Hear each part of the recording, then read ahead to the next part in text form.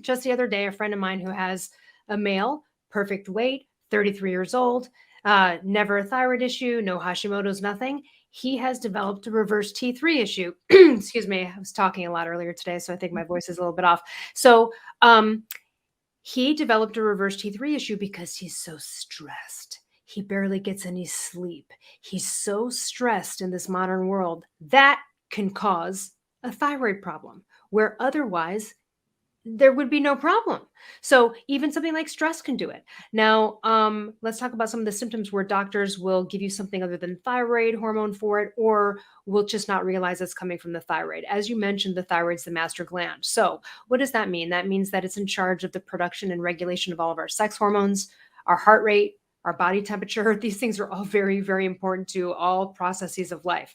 I was coaching a thyroid client who was so hypothyroid. When you're very hypothyroid, your body temperature sometimes never gets above 96 degrees, where most humans are at 98.6. Okay. And so she had a fever for her that was 99. And when she was in the hospital, they're like, that's nothing. You only have 99. She goes, no, but for me, that's a fever, right? So not even being able to gauge that. All right. Here's what'll happen. Someone will get some kind of problem. So let's say you have miscarriages or infertility, or you have endometriosis, or you have PCOS, or something's happening gynecologically with you as a woman, let's say, or a man, you have low testosterone, you're having trouble with erections, recovering from exercise. Now, both of those things seem very sex hormone related. So the uninformed doctor might do the wrong thing, which they usually do, which is instead of go ahead and check the master to those things to see and rule that out and see what can be done there, they will do a patchwork operation by just giving you a pill or surgery or whatever it is for the symptom. So in the case of PCOS, without checking the thyroid, they might give you metformin, right? And you're going down that road now. For me, I had my menstrual period all the time. That was my first awful symptom that kept coming up. What did the doctor do then? The dumb, uninformed doctor just kept giving me the birth control pill. Again, let's slap a little solution on this, but it's not getting to the root of the problem. So almost, I mean, in my book, I had 30 of 40 symptoms that I listed, right? So brain fog, well, that could be because you just need more iron and you've been a vegetarian for 15 years. Maybe you just need to think about that. That also happened to my friend who I just told you had the stress-induced reverse T3 thyroid problem.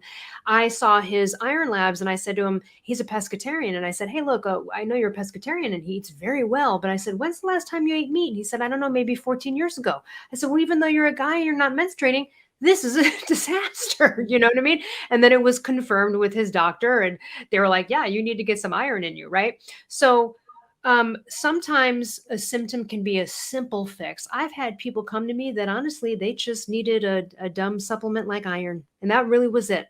Because if iron stores are low, your own thyroid hormones can't get to where you need to go, and you might have brain fog and some symptoms that seem like thyroid symptoms, but they're actually related to something small. Sometimes it's an easy fix, right? And then other times it's really the doctor just trying to patchwork the symptom of the problem you're complaining about without looking at this. So a great example is someone who, let's say someone needed to go on thyroid hormone because they had a horrible thyroid problem.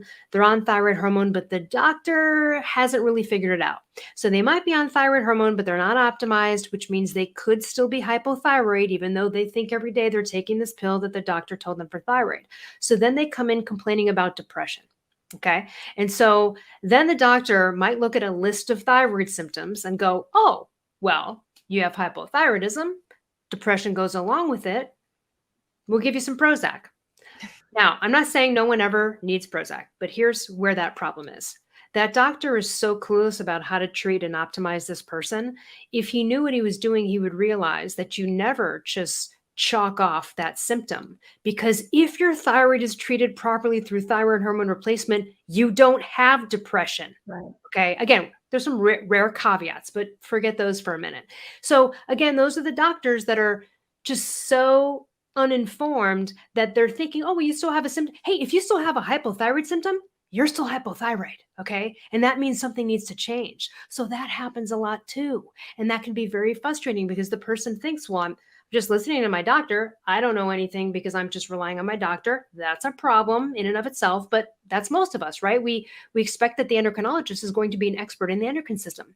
You know, I got a message the other day from an MD. And he's like, I've listened to so many of your interviews.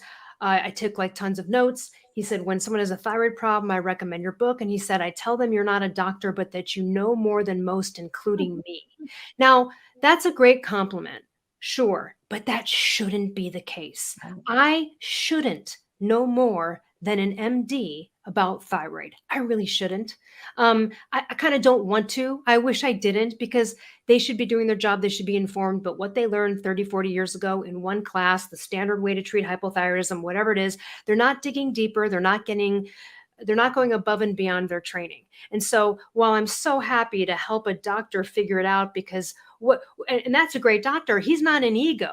He's not going, well, I spent all this money for an MD and I know more. He's going, wow, I could actually learn from her. And he's not afraid to admit that.